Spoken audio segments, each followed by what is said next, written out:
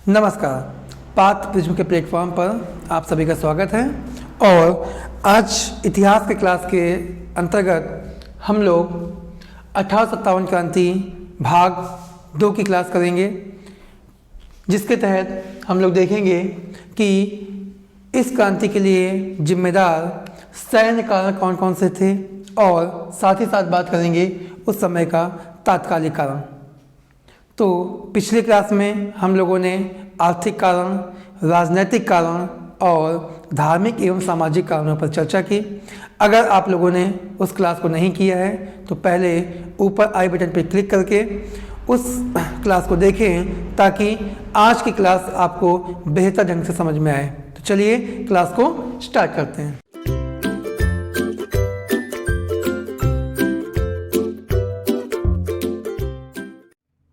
बात करते हैं सैनिक कारणों की कि उस समय के सैन्य कारण क्या थे। तो अगर मैं सैन्य कारणों की बात करूं तो उस समय के जो गवर्नर जनरल थे लॉर्ड कैनिंग, उन्होंने 1856 में एक अधिनियम पारित किया था जिसका नाम था सेना भर्ती अधिनियम। सेना भर्ती अधिनियम 1856 निश्चित तौर पे इम्पॉर्टेंट, क्योंकि 1856 के ठीक बाद यानी एक वर्ष बाद 1857 में क्रांति होती है। इस अधिनियम में लॉर्ड कैनिंग के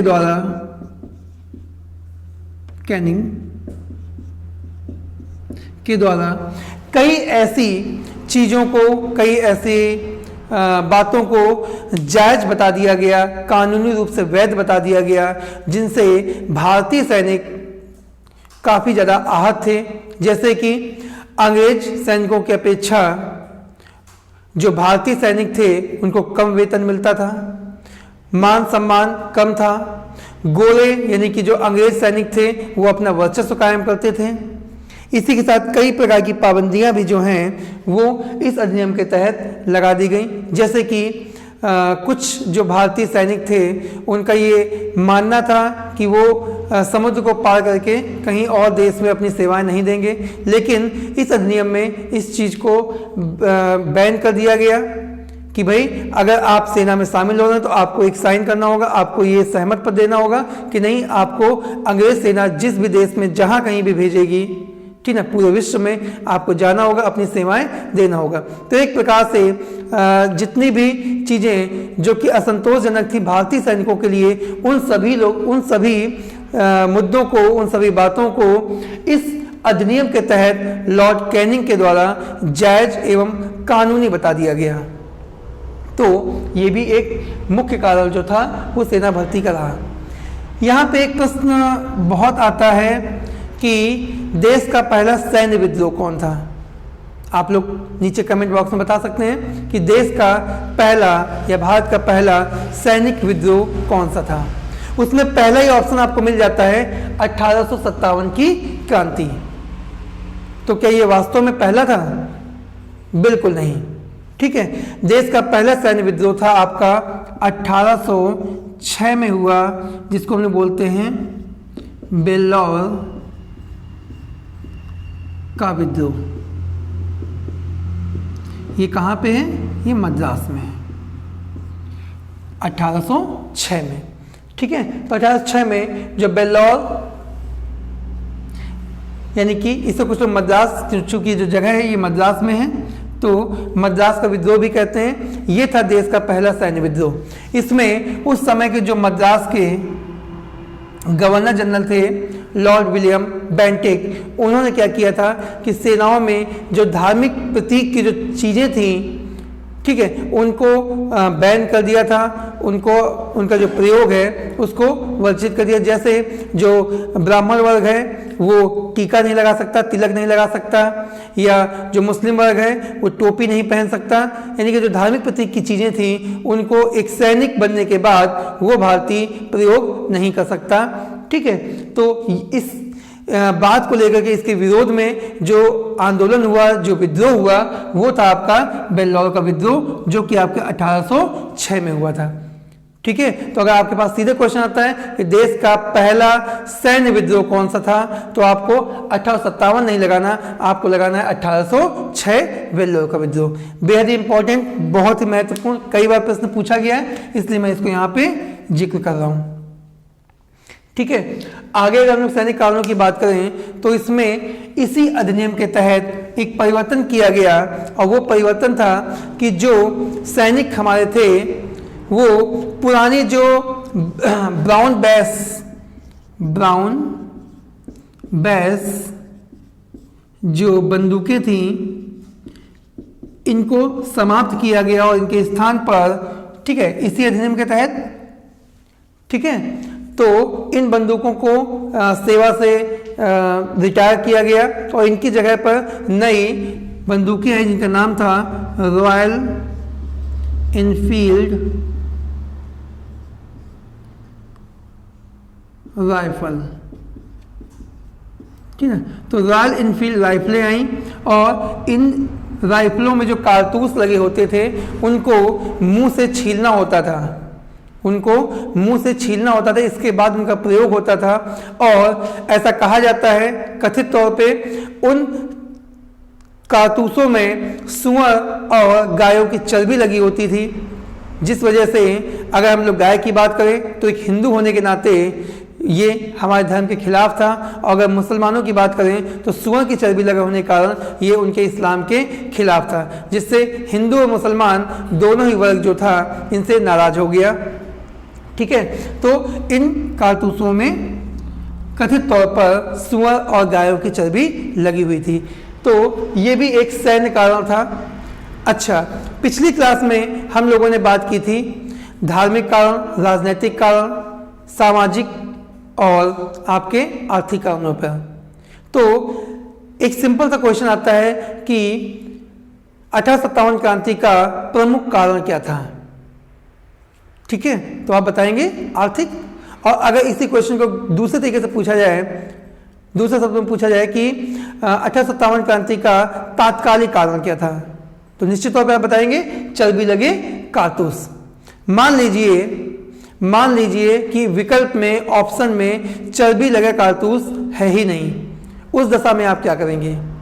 तो थोड़ा दिमाग में जोर डालिए, सोचिए कि जो चर्बी लगे कारतूस हैं उनका प्रयोग करने से दिक्कत क्या हो रही थी।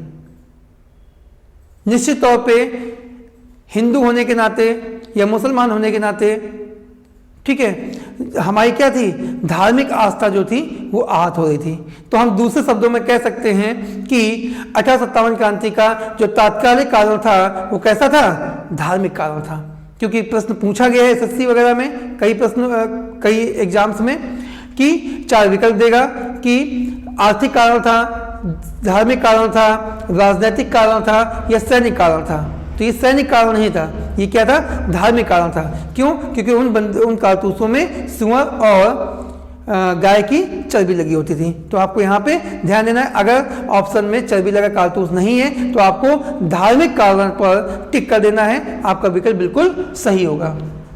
तो ये बात हो गई आपकी सैन्य कारणों की, यानी कि सैनिक वर्ग जो था उस समय परेशान था, किसके तहत, सेना भर्ती अधिनियम 1856 की वजह से।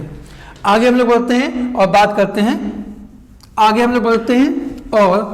करते हैं तात्कालिक कारणों की। ठीक है, तात्कालिक कारण, तो निश्चित तौर पे जो तात्कालिक कारण था उसके हम लोग जिक्र किया, यानी कि चर्बी लगे कारतूसों का प्रयोग होना। ठीक है, तो इसकी वजह से क्या होता है कि 29 मार्च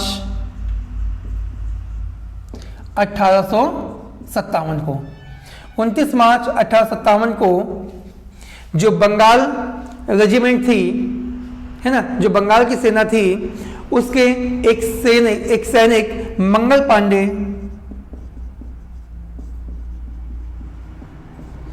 पांडे क्या करते हैं कि अपने अधिकारी की गोली मारकर हत्या करते हैं और विद्रोह का आभास कराते हैं। ठीक है, कब, 29 मार्च 1857 को। यहां पर एक चीज आपको देखनी है, क्या, कि जो बंगाल कमान थी, जो बंगाल कमान थी वो 3 भागों में बटी हुई थी। बंगाल कमान 3 भागों में थी, ठीक है। पहली कमान थी बैरकपुर, बैरकपुर छावनी, दूसरी थी बहरामपुर, बहरामपुर छावनी, और तीसरी थी आपकी दमदम छावनी। यानी जो बंगाल कमान थी आपकी, जो बंगाल की सेना थी वो 3 छावनी में डिवाइड थी। पहली थी आपकी बैरकपुर छावनी, दूसरी थी बहरामपुर, और तीसरी थी आपकी दमदम छावनी, ठीक है। यहाँ पर आपको स्पष्ट मालूम होना चाहिए कि जो मंगल पांडे थे वो किसके थे? बैरकपुर छावनी के थे। मंगल पांडे जो थे आपके वो बैरकपुर छावनी से संबंधित थे। तो बंगाल की जो तीनों कमान थी, क्वेश्चन पूछता है आपसे, सीधे आपसे एक प्रश्न पूछेगा कि चर्बी लगे कारतूस, सीधे आपसे एक प्रश्न पूछा जाएगा कि चर्बी लगे कारतूसों का प्रयोग करने के लिए सबसे पहले निम्न में से बंगाल की किस छावनी ने इनकार कर दिया, मना कर दिया? तो आपको ध्यान रखना है वो बैरकपुर नहीं है, वो है आपका दमदम। Most important question. यानी कि बंगाल कमान की जो दमदम छावनी थी, इस छावनी के सैनिकों ने सबसे पहले क्या किया? चर्बी लगे कारतूसों का प्रयोग करने से इनकार कर दिया, मना कर दिया। लेकिन किसी प्रकार की हिंसा वगैरह नहीं की, केवल क्या किया? अगर बात करें सबसे पहले किसने इनकार किया, मना किया, तो आपका आंसर होगा दमदम छावनी ने के सैनिकों ने। क्लियर है? हाँ, इसके बाद में क्या होता है, जो बैरकपुर छावनी थी वहां के एक सैनिक मंगल पांडे जो थे, उन्होंने क्या किया? अपने अधिकारी की गोली मारकर हत्या कर दी। कब? 29 मार्च। डेट इंपॉर्टेंट रहेगी, 29 मार्च को, ठीक है। और यहीं से आपके 1857 क्रांति का क्या होता है? आभास होता है। ध्यान दीजिएगा वर्ड्स पे, क्या होता है? आभास, ना कि शुरुआत। आगे हम लोग बात करेंगे अगर शुरुआत पे कि भाई ये तो आभास हो गया सर, शुरुआत कब से हुई? तो इस क्रांति की जो शुरुआत मानी जाती है वो मानी जाती है आपकी 10 मई 1857, ठीक है। 10 मई 1857 को इस क्रांति की शुरुआत मानी जाती है, क्योंकि इस दिन क्या हुआ था? जो आगरा छावनी थी आपकी, आगरा छावनी में जो सैनिक थे, आगरा छावनी के सैनिकों ने अपने अधिकारियों पर गोलियां बरसा दी और यहीं से क्रांति की शुरुआत मानी जाती है। तो अगर आपसे सीधा प्रश्न पूछेगा कि 1857 क्रांति का आभास कहां से हुआ, है ना, तो आपका आंसर होगा आभास हमको हुआ था कहां से? बैरकपुर से। बैरकपुर कहां पे है? निश्चित तौर पे बंगाल में ही होगा, है ना। तो इसका आभास होता है बैरकपुर छावनी से, ठीक है, जब मंगल पांडे वाली घटना घटती है। लेकिन क्रांति की शुरुआत होती है आपकी 10 मई से, जब आगरा छावनी के सैनिकों ने क्या किया? अपने अधिकारियों की गोली मारकर हत्या कर दी। फाइनली 10 मई को ये घटना घटती है और 11 मई को ये जो सैनिक हैं, जिन लोगों ने अपने अधिकारियों पर गोलियां चलाई, उनकी हत्या की, वो पहुंचते हैं कहां पे? दिल्ली के लाल किले में, है ना। अब दिल्ली क्यों गए? क्योंकि उस समय यानी कि अंग्रेजों से पूर्व भारत की जो सत्ता थी, जो साम्राज्य था, ठीक है, जो शासक वर्ग था वो कौन था? मुगल। और अभी भी कहीं ना कहीं मुगलों को लेकर के देश में, समाज में, जनता में एक आदर, सम्मान और शासक वर्ग का भाव था कि भाई यही हमारे शासक है। अंग्रेजों ने आके हमको क्या कर दिया? दबा दिया। तो इसी विचार के साथ में जो सैनिक थे वो पहुंचे दिल्ली के लाल किले में, और उस समय जो वहां के यानी कि उस समय जो मुगल बादशाह थे वो थे कौन? नीचे कमेंट बॉक्स में बताइए आप लोग, ठीक है। वो थे आपके बहादुर शाह द्वितीय भी बोल सकते हैं, और ये जफर के नाम से कविताएं लिखते थे। इसलिए इन्हें बहादुर शाह जफर भी कहा जाता है। ठीक ना, तो बहादुर शाह जफर के पास पहुंचते हैं, क्यों? क्योंकि इनके नेतृत्व में ही भाई अगर कोई भी क्रांति हो रही, कोई भी अगर काम करना है, किसी को भी लीड करना है, तो कहीं ना कहीं एक नेता की आवश्यकता होती है, एक लीडर की आवश्यकता होती है। बिना लीडर के, बिना नेता के, है ना, किसी भी बड़े उद्देश्य की प्राप्ति नहीं हो सकती है। जैसे हमारा आपका जो उद्देश्य है उसके लिए एक लीडर की आवश्यकता होती है। ठीक है, मैं क्या कर रहा हूँ, आपको लीड कर रहा हूँ कि भाई आपके उद्देश्य की प्राप्ति कराना है। तो इसी प्रकार से जो अंग्रेजों से आज़ादी चाहिए थी, जो क्रांति हुई थी, उसको सफल बनाने के लिए एक नेता की आवश्यकता थी। और मुगल बादशाह से अच्छा नेता कौन हो सकता था? तो निश्चित तौर पर मुगल बादशाह बहादुर शाह जफर को क्या कर दिया गया? क्रांति का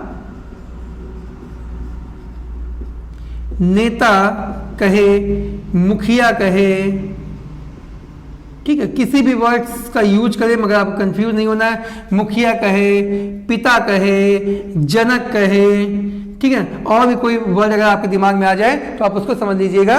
तो बहादुर शाह जफर को क्रांति का मुखिया यानी कि नेता घोषित कर दिया गया इन सैनिकों के द्वारा। क्लियर? और इन्हीं के नेतृत्व में जो है वो पूरी क्रांति का आयोजन किया गया। क्लियर? तो यहां पे आप लोग को ध्यान रखना है। और यानी कि 29 मार्च को क्रांति का आभास होता है। मंगल पांडे ने जो अधिकारियों पर गोलियां चलाई, ठीक, अपने अधिकारी पर गोली चलाई, उसको लेकर के शुरुआत, अगर क्रांति की बात कही जाए, यहां पे मैं लिख रहा हूं शुरुआत, ठीक है, सॉरी लिखा हुआ है शुरुआत। तो शुरुआत होती है 10 मई को, जब आगरा की घटना घटती है। ठीक है, हाँ, यहां पे क्वेश्चन पूछा जा सकता है वैसे, ठीक है, कोई दिक्कत नहीं। 12 मई को अगर पूछ दे कि क्रांति का नेता बहादुर शाह जफर को कब बनाया गया, तो निश्चित तौर पे 10 मई को शुरुआत होती है, 11 मई को ये लोग दिल्ली पहुंचते हैं, 12 मई को जो है वो नेता घोषित किया था किसको? बहादुर शाह जफर को। क्लियर? इसी के साथ चूंकि यूपी से कुछ पेपर लगे हुए हैं, है ना, जैसे यूपी लेखपाल या यूपी पुलिस वगैरह, तो कहीं ना कहीं हमें उत्तर प्रदेश से जोड़ करके चीज़ों को देखना होता है। तो यहाँ पे एक इंपॉर्टेंट प्रश्न बनता है कि जो मंगल पांडे हैं उनका संबंध कहाँ से था, है ना। तो मंगल पांडे जो हैं वो उत्तर प्रदेश के देवरिया जिले के हैं। देवरिया, ठीक है, यूपी, देवरिया यूपी के थे मंगल पांडे। तो निश्चित तौर पे आपको मालूम होना चाहिए क्योंकि प्रश्न पूछा जा सकता है, पूछा गया है इनफैक्ट, ठीक है, कि मंगल पांडे का संबंध यूपी के किस राज्य से है? आपका आंसर होगा देवरिया से। क्लियर? तो यहाँ पे कई चीजें हम लोगों ने कवर की और इसी के साथ जो कारण थे, यानी कि इस क्रांति के क्या क्या कारण थे, ये यहाँ पे समाप्त होते हैं। अगली क्लास में हम लोग देखेंगे कि अलग अलग जगह पे जो क्रांति हुई वो कब हुई, ठीक है, उनका नेतृत्व किसके द्वारा किया गया और किस प्रकार से अंग्रेजों ने उसका उन्मूलन किया, अंग्रेजों ने उसका दमन किया। ठीक है, तो आज क्लास में इतना ही। धन्यवाद।